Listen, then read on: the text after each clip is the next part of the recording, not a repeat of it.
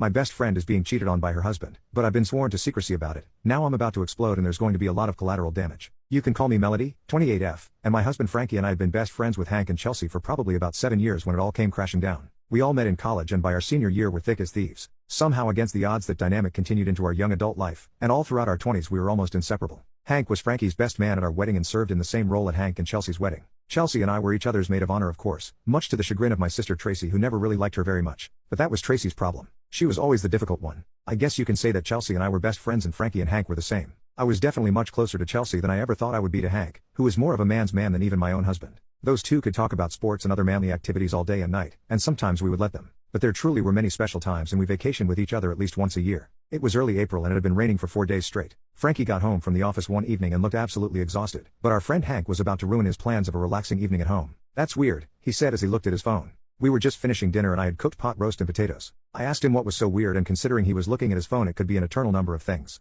"Well, I just got a strange text from Hank," he said. "He wants to know if I can meet for a drink in a couple of hours. But it's a school night," I joked. That's of course what we called any night that we had to work the next morning, and Frankie had to be up earlier than I did. 6:30 a.m. and out the door by 7. "I know," he said, "but it sounds like it's kind of serious." It was a little strange for Hank to be serious about anything, so I guess it was a good idea for Frankie to go talk to him and see what was on his mind. If Hank needed to talk then something must seriously be going on. I have to be honest, Frankie told me before he left. I'm a little bit nervous about this. I have no idea what to expect. I'm walking in totally blind. He said they were going to meet at Hastings, which was a dive bar they liked but Chelsea and I hated. It was dim and sleazy and so were all of the people there. It just wasn't our scene, but the boys seemed to like to go there and people watch. I told him to be careful and then he was off, and I was seriously worried about this off feeling that I had. It didn't go away for the next several hours, and by midnight I was starting to worry. That might as well be 3 in the morning for him and I decided to text him and ask if he was okay. As you can imagine I grew only more worried when I didn't get a response. It wasn't like him to not respond to me and it left me with a pit in my stomach. But then about 15 minutes later Frankie came dragging himself in the door. I could immediately tell that he was drunker than a skunk. He was stumbling around and slurring his words.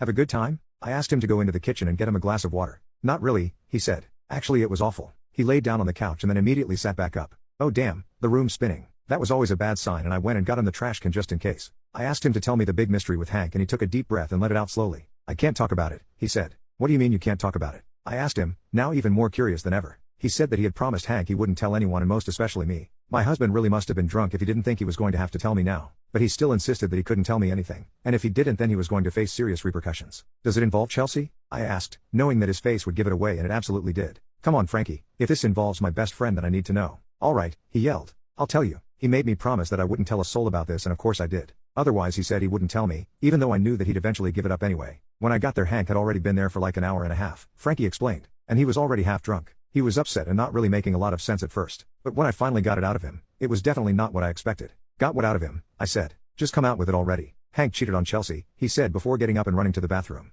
I sat there in disbelief as I listened to his disgusting retching sounds. I was in complete and total shock. Frankie felt a lot better after his little vomit session and I guess it sobered him up a little bit, because he realized that he had just been, as he put it, disloyal to his best friend. Well, what about Chelsea and I? Were we not best friends as well? What was I supposed to do with this information? "You're supposed to just keep it to yourself." Frankie seemed almost angry at me and I didn't appreciate his tone of voice one bit. He never raised his voice to me, but apparently Hank was bringing out a new side of him. I didn't say a word. I just got up and started walking to bed. "I mean it Mika," he continued to yell. "Don't say a word." At least he had the good sense and self-awareness to sleep on the couch that night. If he had tried to crawl in the bed with me I would have just kicked him out anyway. And his bright and early day was bound to get off to a rocky start anyway. As soon as his alarm went off at the crack of dawn, the cracking headache struck him like lightning. "I'm so hungover," he lamented as I poured him a cup of coffee. Normally I'm still asleep when he leaves, but as you can only imagine I was having trouble sleeping that night. My mind was racing with thoughts as to what to do or what not to do. "Remember, you can't tell anybody about last night," he reminded me. "It will absolutely ruin my relationship with Hank." I wanted more information first. I wanted to know everything that Hank had confessed to him. There was no time now though. "You and I have to talk when you get home," I told him. The idea of working for the next 8 hours filled him with near panic but that was his problem now.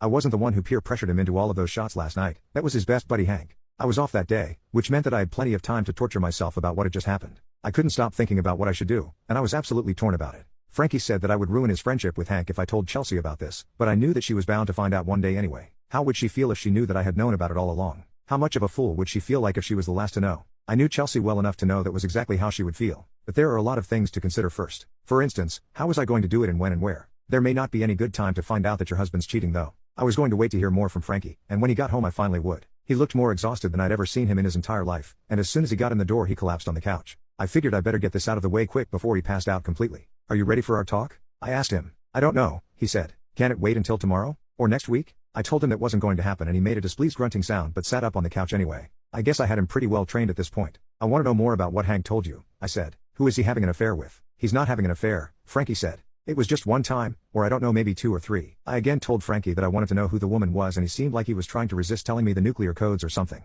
Just tell me and I'll stop asking, I told him. It's with his dad's girlfriend, okay? He finally said. Are you happy now? I definitely wasn't happy, but that was certainly unexpected. I knew that Hank's parents had been divorced for years and both of them had a long series of boyfriends and girlfriends. I was always hearing about his mom's new man or his dad's new lady friend. Dating at that age sounded exhausting to me, but I guess it was even more exhausting when you had a guy like Hank around. Her name is Janice and they've been going out for like a year, Frankie said. Apparently it happened late one night after he went over to visit and his dad went to bed early. I didn't really need to know any more details than that though. But you promised not to tell anyone, Hank reminded me. With this situation getting even more strange and complex, I wasn't so sure if I could keep that promise. Didn't multiple people here have a right to know about their cheating spouses? Not only Chelsea but Hank's dad as well. I was honestly having a complete moral crisis and I didn't see what any of the solutions were, especially considering I was going to be seeing Chelsea the very next day. We were meeting for lunch on our lunch breaks and I wasn't so sure I'd be able to get through it without opening my big fat mouth. But I was torn between a rock and a hard place. Was I going to be loyal and do the right thing by my friend? Or was I going to be loyal and keep the promise I made to my husband? Update 1. As soon as I saw Chelsea that day I realized that something was different about her. She definitely seemed upset about something and it took a while to get out what it was. I wasn't going to talk about this today, she said, but I guess it's kind of unavoidable now. She said that she felt like she and Hank were having problems lately, but she didn't know what to do about it.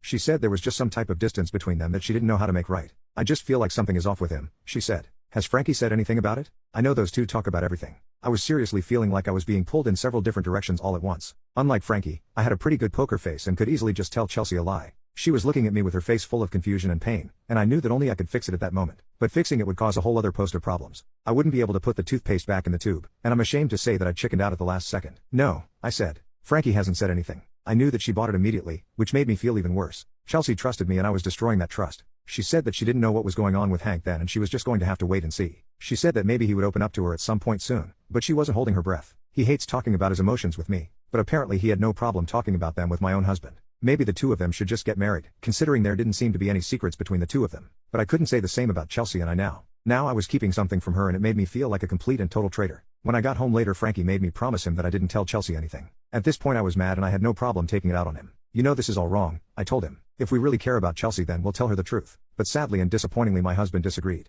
Are you kidding me? He said. It will destroy Chelsea if she knows. You know she has self-esteem issues. That was a little bit strange considering Chelsea was one of the most confident people that I knew. If anything it seemed like it was her husband that had the self-esteem issues. I was seriously beginning to wonder whether or not Hank's dad knew about his son and his girlfriend, but apparently he didn't. Otherwise there would probably be serious problems in the relationship. But the way Frankie talked, he was still going there every few days for dinner. Speaking of dinner, Frankie had a great idea of setting one up for the 4 of us for the following Saturday night. Are you crazy? I asked him. Do you know how awkward that's going to be? He told me that life had to move on though and I was going to have to get used to having the knowledge that I had about Hank. We all just have to move on from this, he said. Hank has no interest in leaving Chelsea, so what's the difference anyway? It was at that moment that I had my first doubt ever about Frankie. His argument was that if Hank didn't want to sleep with his dad's girlfriend again then that was justification enough not to tell his wife about it. It was the most bogus logic in the world but I didn't offer any pushback. If Frankie knew better he wouldn't have said that, so obviously he didn't. But I had had enough. I was tired of these two men trying to organize the flow of information around me and my best friend's life. Both of them always said they supported women and were feminist, but they definitely weren't acting like it. In fact they were acting like children. If Frankie wanted to have a dinner with everyone then that was fine, but I was going to make sure that the truth would be known.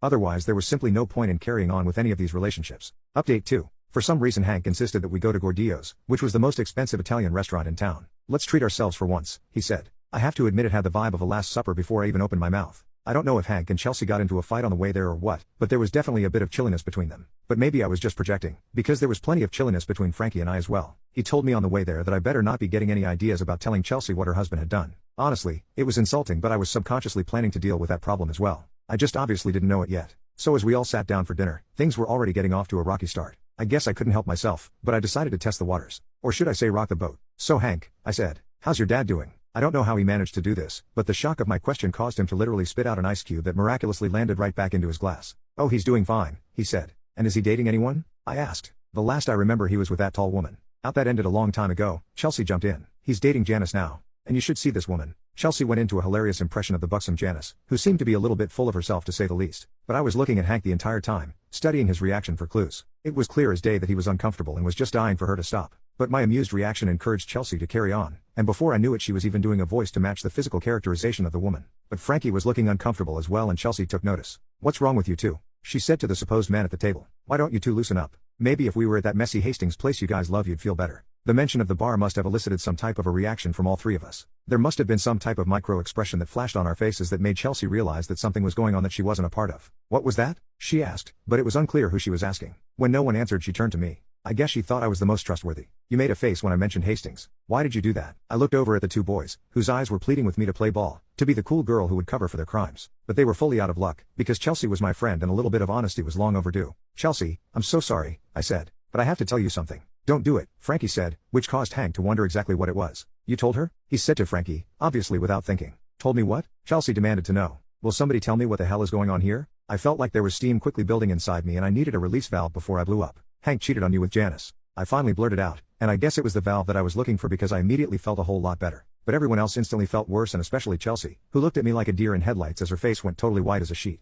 "What are you talking about?" she said as she turned to Hank. "What is she talking about, Hank?" Hank's face was now beet red and his hands were trembling. "Honey, I have no idea what she's talking about," he said, but he was convincing no one. "Come on, bud," Frankie even said. "It's time to come clean." But for some reason this pissed me off more than anything. "Oh, you're one to talk," I said to him. "You're the one who told me not to tell her." I probably shouldn't have said that, because now Chelsea was mad at all of us. "Oh, so I'm the last one to know about this then?" I told her that I was sorry, that I tried to tell her the other day but I chickened out. Hank once again professed his innocence, but it was totally useless now, if it ever was going to be useful in the first place. But obviously this was way too much for her to process. She got up from the table and quickly walked out of the dining room trying to cover her tears as she went. "I hope you two are happy," I told the idiot twin sitting across from me as I got up and threw my cloth napkin down on the table. I found Chelsea sitting outside on the sidewalk crying, and at first she didn't want me anywhere near her, but she quickly relented. "I'm so sorry that I didn't tell you," I told her again. "I'm a horrible friend." "You're not a horrible friend," she said. "Actually, you're a great friend. You always have been." We left the boys at the restaurant and went to get a drink at a little cocktail lounge down the street. Chelsea said that her worst fear was that he had been cheating on her, but she would never have guessed it was with Janice.